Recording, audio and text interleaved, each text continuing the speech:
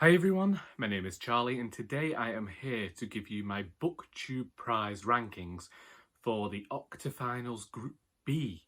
The Booktube Prize was created by Robert of Barterhoords and is a literary prize judged by booktubers and surrounds books that were published in America in the last year.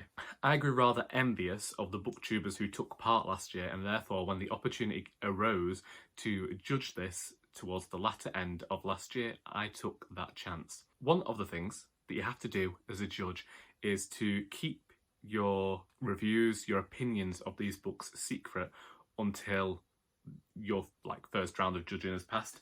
And so mention these books here and there, apart from one that I reviewed before I'd got my list of books I had to read. I haven't talked about them or given any thoughts on them, and now is my opportunity to do that. Firstly, go and watch Robert's channel for more information about the Booktube Prize, and I myself only watched one video with regards to ranking so far, and that is from Sarah over at Hardcover Hearts, so I might be stealing a bit of her format. Let's say I was inspired by the way that she did this video. Which means firstly, I'm going to show you the books that I had to read in alphabetical order before I then give you my reviews and my rankings. And the books included in that group were A Single Thread by Tracy Chevalier, Gods of Jade and Shadow by Silvia Moreno Garcia, Ghost War by Sarah Moss, The Dutch House by Anne Patchett, Such a Fun Age by Kiley Reid, Women Talking by Miriam Toews. So I went out and I bought 3 of the books, then found 2 at the library, and I already owned A Single Thread. I have to say, when this started out, I was mildly disappointed because The Dutch House had been on the Waterstone sale, and I hadn't bought it for reasons I'll get into when I'm talking about that book. But as I have already done a review of A Single Thread by Tracy Chevalier, I will limit what I say about it to when I read this book, I found it nostalgic, I found it quaint, and I found it a very quiet novel that was an evocation of these stories that I'd already seen done before, and due to this quality that it wasn't really doing anything new, I didn't give it the best review at the time.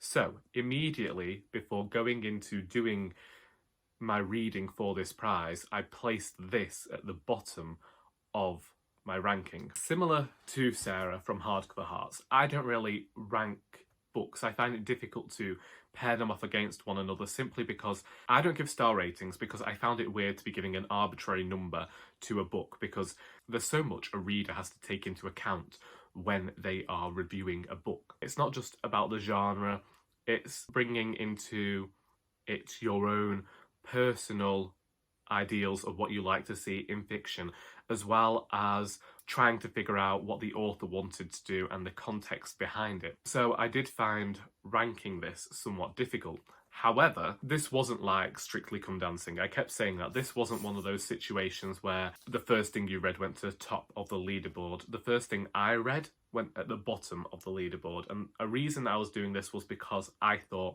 things can only get better from here. There was nothing wrong with this book. I just wanted more from it, and I wanted a different story than was promised to me in a blurb. I've talked about this before. I've talked about how you can't give a bad review to a book because it didn't do what you wanted it to, but if the book does promise something and then doesn't deliver, I can understand disappointment there, and that's what my problem was with this one. Moving on, I'm now going to talk about the order in which I read the books before giving my final rankings. The next book that I read was Women Talking by Miriam Toews. You might remember me struggling to figure out how to pronounce this author's name in a few reading vlogs, and I still don't believe that I've got it down. This is a difficult book for me to review. Between 2005 and 2009, in this Mennonite colony, the women and girls of the colony were being raped by ghosts and demons, and they were put down to being the product of an overactive female imagination. Yes, that is similar to what it says on the blurb. However, they soon realised that they were actually being drugged, and it was certain men within the colony doing this.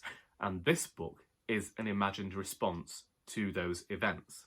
The reason I find this book difficult to review is because it goes into the philosophy and the thought processes behind these characters in a very in-depth manner. However, I don't think that the book actually goes any further than what it says in the note at the front. Maybe it didn't need to. I just felt like you had stereotypical characters within this book that you would find in other fictions. I feel as though when you're tackling such a heavy topic, you have to do it in a delicate manner that is going to be respectful of the people that this happened to. And I think that the writer achieved that. However, I don't think that this book needed to be so long. I think that whilst it says that it's women talking, and yes, it reads like women talking, it felt as though it was more of the author giving her ideas about the psychology of these women and the way that they behaved due to their history and their place within the colony. It felt very much like the writer was trying to come to terms with what had happened to these women and giving her thoughts, rather than actually creating the narrative she seemed to be wanting to create. Whilst there were definitely some great passages of writing and some great philosophical thoughts within the novel, I didn't think that it was done well. I appreciate what the author's trying to do, and I appreciate that these are incredibly horrible events. It's difficult for me to say that I didn't like this book because of the subject matter, but the fact of the matter is that whilst I appreciate everything the writer was trying to do and how difficult this must have been in reality for these women, I don't think that this fictionalised response to those events was done well. Next, I read Such a Fun Age by Kiley Reid. This book follows the character of Amira, a young black woman who is the babysitter to a white child. One night, when the police are called to her employer's house, Amira is asked to go and take one of the children to the grocery store so that she doesn't have to see the police, and because there's some bad stuff going down at this home. Then the story really goes from this point, because Amira is charged with kidnapping this white child because someone thinks because she's a young black woman dressed for a night out, she looks a bit suspicious. This story is about race, it's about perceptions, and it's about privilege.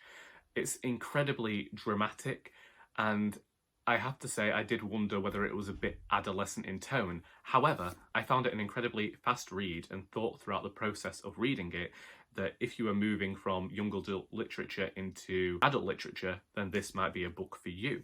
At the same time, due to this very contemporary YA field that surrounded the book, even though it's discussing some very hard-hitting topics, I couldn't help but find that it was a bit like a teen drama. And this isn't to detract from what the book is, because I'm keeping this book, I'm going to reread it, and I think that it's a very light read dealing with some difficult subjects. I thought from the cover that it was going to be contemporary, and that's again not to detract from what the genre is, but I didn't expect anything more than this light fluffy story until I read the blurb because of the cover, and then I looked closer and saw what was actually going on in the background, and I think that that is what the book is about. So whoever did the cover, good job. I liked that Amira was a character who was just trying to have an existence, because oftentimes when people are reviewing books by black writers, they are looking for something important, looking for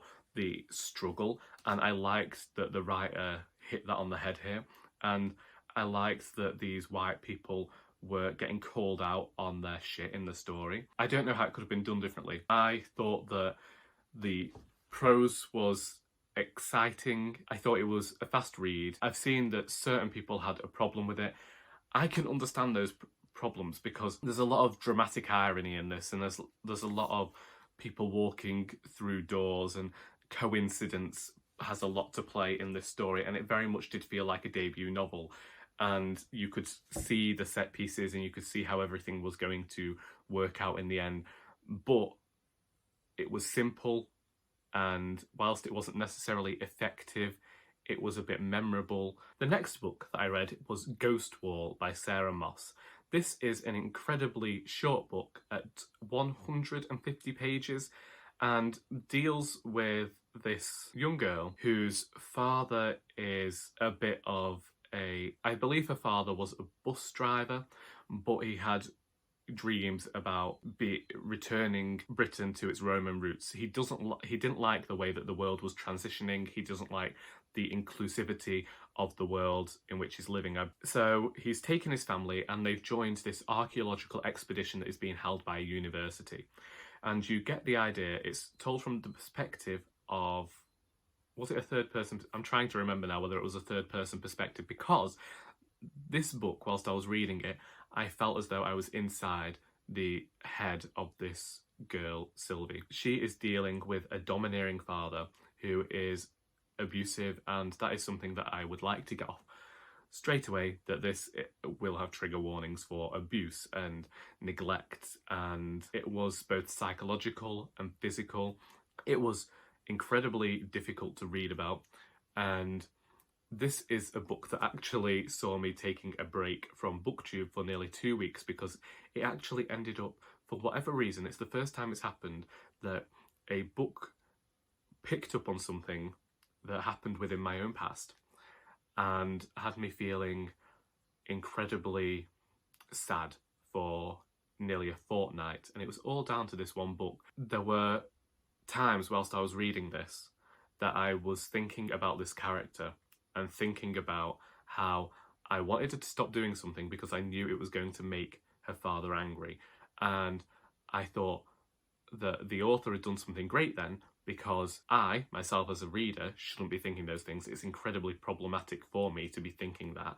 But at the same time, I'm one of these people who doesn't want to read about any more trauma, and to see her going through this, I was just hoping that in some way it would end. There's this horrible sense of foreboding throughout the entire book that meant that for the 150 pages, I had to read it in one go because I couldn't cope with the tension. Every single page was fizzing with this tension that I could not believe. And the characters I felt were well drawn because I know these characters. I know the men out there who haven't done so well at school, and now that they're older they're regretting it, so they're trying to build something of themselves and blame it on other people. And in this case he is blaming it on the fact that Britain is no longer all about the white British person, and so he's looking back and thinking the only way we can cure this is to become Roman again. I mean, just to give you the irony of that. However, I actually know people like this. I know the people out there who are blaming their struggles in life on certain minorities and proclaiming themselves Vikings, and saying that you can trace their lineage back and they'll have been a Viking or they'll be a Roman, that sort of thing. And it's incredibly stupid, because after 1,000 years, you just do you are, mate. You can't claim any sort of royal lineage just because you might have had a relative who wore a horned helmet. Yes, I'm aware the horned helmets was something that we created in popular myth and all that, thank you. And this is one of the books that caused me to struggle with how to rank the books as well, because I had a very big emotional response and I could recognise myself in certain characters and I could recognise experiences I've had. And because of the experiences I'd had, I brought these into the book and they impacted the way I thought about the book. I'm not sure whether I wish I owned my own copy of this book. I'm not sure whether I'd ever reread it because of the experience I had reading it this time round. I thought the entire time I was reading that readers from other countries might struggle with this book because I felt like it had a really big sense of place and sense of person that I don't think that you find everywhere. So I have been wondering and waiting to see how other people rank this one. Next, I read Gods of Jade and Shadow by Silvia Moreno Garcia. This was the one that I had been waiting for. I originally made this list of how I thought the books would end up being ranked, and Gods of Jade and Shadow was going to be the book that I put at the top of the list in my provisional idea of how I was going to rank these books, and that did not happen. It has everything that I should like in fiction. It is a fantasy novel set in, was it the 1920s in Mexico? And so it's an era. It's a country I like reading about. It leads into Mayan mythology and it discusses things that we don't necessarily see popularised in the Western canon, and I was really disappointed that I didn't like it. I thought that the writing was rather dry. I never felt connected to the characters. And the reason I'm calling them the characters is because I can't even remember their names. It was disappointing, and whilst there is dramatic tension in here, whilst we do get a classic story of mythology, and whilst we get new stories from mythology that we don't see popularised, and I'm grateful for that, and I know there are so many people who appreciate this book, and it's not my place to then review this book either, because this book means a lot to so many people, and it can't have that same impact on me. It's a shame, and I can't really say more than that, because all I remember about this book is that it was a slog to pick up, that whilst sometimes it had beautiful pieces of prose, I felt detached. I never felt like I was properly inside the world. I felt like the author was keeping me at an arm's length. Sometimes had the whimsy of Neil Gaiman, and I appreciated that, but I wish maybe another redraft had happened, or just something, because I felt like all the bare bones were there. I just needed better writing and better characterisation. We have The Dutch House by Anne Patchett. I wasn't saving the best till last. I was saving the book that I didn't want to read until last, because a few years ago I read Commonwealth and I did not like it. Guess what? I read The Dutch House and I did not like it. We have something of the fairy tale in that these kids are living in their house with their father and their mother has absconded and left them. And so this book is told from the perspective of Danny. Danny's father has remarried, and after the death of their father, he and his sister see themselves thrown out by their stepmother, who really has only wanted to have the Dutch house, which then this book goes into family history. Now, I should like this book. I should like this book because it's about family. But once again, what I have from Anne Patchett is calling a book The Dutch House. And I felt like she'd written the book from the point of view of the wrong character. I felt like this book was his sister's book, and we didn't get his sister's story. So when certain climactic events were happening within the narrative surrounding his sister and her story, it made no sense. And things were, towards the end, when things are starting to get tied up in this book, Anne Patchett decides to go in for this flair of dramatic irony that would be more suited to a soap opera, and that's what I felt like I was reading here. I felt like I was getting, I felt like it was just Dynasty, but this very middle class Dynasty. And if you didn't know, I'm not the fan of middle class fiction.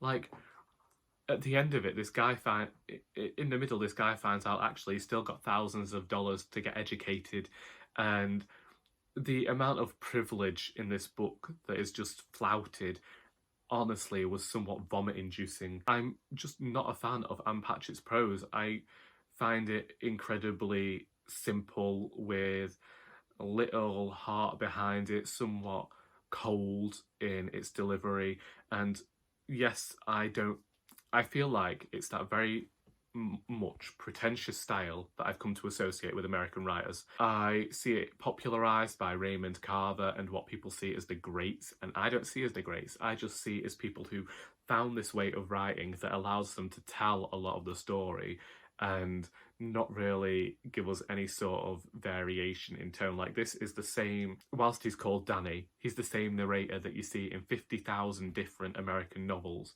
and you can put it in his perspective, but unless he has his own narratorial voice that you're bringing to the table.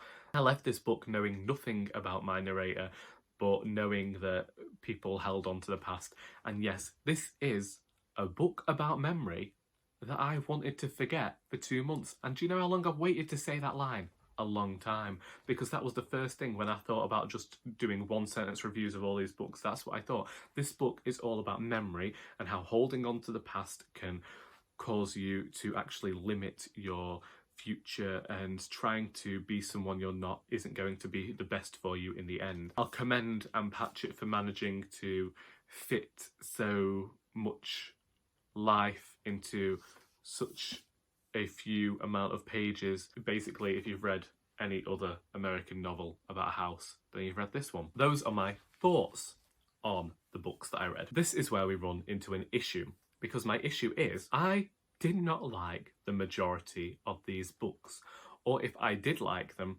they were rather low in my estimations. I'm never going to reread them. I probably wouldn't have picked these books up for myself. Dutch House, we know why. And so I'm happy that the Booktube Prize has introduced me to books I wouldn't necessarily have read. However, The issue arises that now I'm trying to rank 6 books that I didn't like.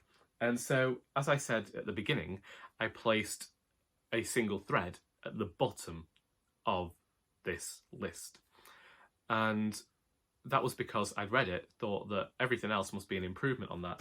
Maybe not the Anne Patchett, but certainly everything else. I will just run through how these books ended up being ranked in the end. At the bottom, we have Women Talking by Miriam Toews. I struggled between putting this or The Dutch House at the bottom, but in the end, I decided that this doesn't actually have as much story as The Dutch House. I don't think it has a particularly separate voice for each character anyway, and it did just feel like a load of different monologue and philosophical ideas trying to figure out why these things happened in this colony. And to me, it doesn't matter why they happened, it just matters that they did happen, and we don't need to understand how this came to be. We just have to admit that it was a terrible thing to have happened.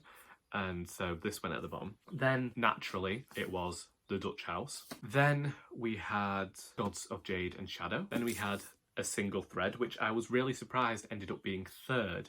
But honestly, when you're trying to rank books that you disliked, I liked the prose in this one for the most part. Yes, it's nostalgic and quaint, but it still had more in it than the others did. Then we have Such a Fun Age by Kiley Reid. At the top of my rankings was Ghost Wall by Sarah Moss. You can imagine my surprise when yesterday the books that were at the bottom of my rankings ended up being the books that went forward in this Booktube Prize. And that made me question my own ideals behind being a reviewer. But ultimately, I can only bring my own experiences and what I like in fiction. And whilst I am thinking and trying to think about the ways other people would rank these books, that wouldn't be right for me to. That's one of the things I like about the Booktube Prize, is that we weren't allowed to discuss these books, so we just had to think about what had made an impact on us, what we had liked, literally, you know, what we like from literature, and our own thoughts as to how these books should move forward. And so, whilst the books that I liked might not necessarily have moved forward, I'm respectful of the other reviewers and the other judges to have had completely different ideas, and I look forward to being able to discuss the books in future with them, because one of the worst things about this has been the fact that I haven't been able to discuss these books with anyone. I think I'd mentioned A Single Thread because obviously I didn't know I was going to have that as a book to read, and I mentioned Ghost Wall at work to someone because they were wondering why I was a bit glum, and I had to tell them it's all because of a book. I finally revealed the book that actually sent me into another period of unfathomable sadness, and that book ended up being the top of my list, but I can't remember where it ended up being in the rankings overall, so go and take a look. I'll leave a link to that video in the description. I will also leave a link to Sarah of Hardcover Heart's video because we were inspired by her video, but also she has some great, incredible thoughts, and the way she discusses literature makes me want to read all of the things all of the time. If you have read any of these books and would like to discuss them, then please feel free to do so in the comments. I hope that you have enjoyed this video, and until next time, that is all.